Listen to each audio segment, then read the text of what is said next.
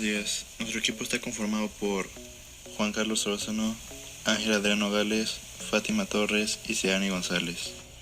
Somos del campus Zapopan para la materia Habilidades Cerebrales 5. Vamos a presentar el reto 1 del tema 1.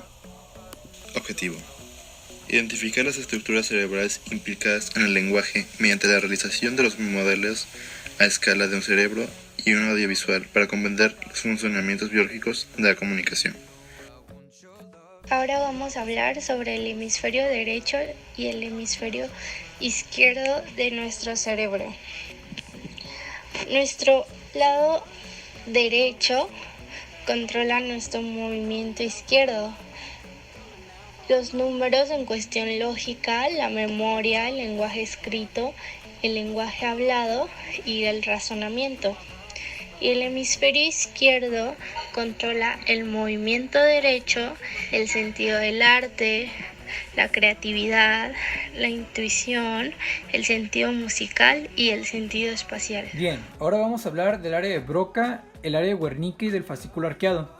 Estas tres zonas suelen estar en el hemisferio izquierdo de nuestro cerebro. Digo suelo porque también pueden estar en el derecho, pero esto depende más de qué hemisferio de nuestro cerebro sea el dominante.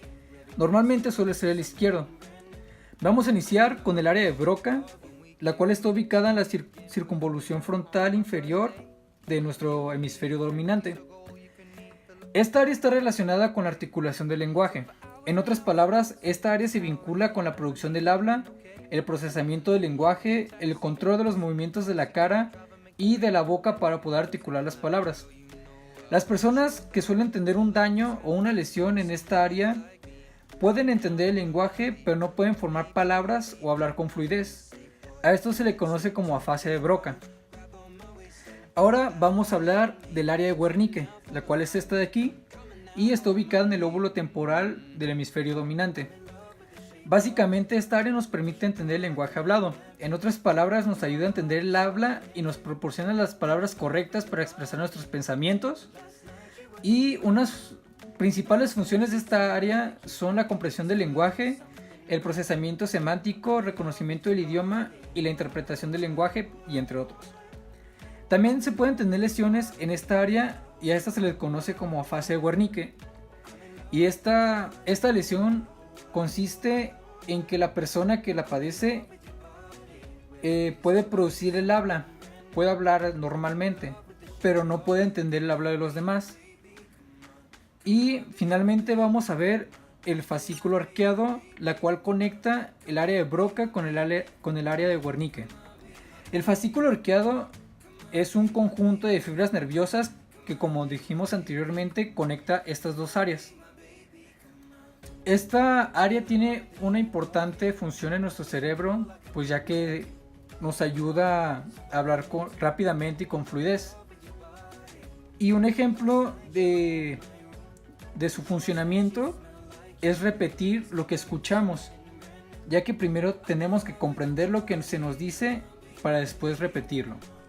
La corteza auditiva o corteza auditiva primaria es una región cerebral responsable del procesamiento de información auditiva y está localizada en el lóbulo temporal. Esta región no solo es responsable de recibir la información que llega a los oídos y al cerebro, sino que también se encarga de devolver las señales a estas áreas. La corteza auditiva tiene una gran importancia en la comunicación, pues nos ayuda a escuchar lo que nos dicen otras personas, escuchar nuestra canción favorita o hasta una señal de alarma como una sirena. Desafortunadamente no todas las personas tienen la capacidad de escuchar, y entonces eso nos lleva a la pregunta de qué pasa con la corteza auditiva. En ese caso, pues existe la creencia de que cuando alguien carece de un sentido, los demás se fortalecen, y esta es la explicación. El cerebro está lleno de neuronas, y las neuronas están conectadas por fibras nerviosas llamadas axones. Así, el nervio auditivo se conecta con la córtex visual. Lo que pasa en el caso de la sordera es que los axones que llegan al nervio visual no encuentran competencia normal del nervio auditivo y sus conexiones se hacen más fuertes, provocando así que la corteza auditiva se encargue de los fenómenos visuales. Otro dato curioso que tiene que ver con la corteza auditiva es la sinestesia.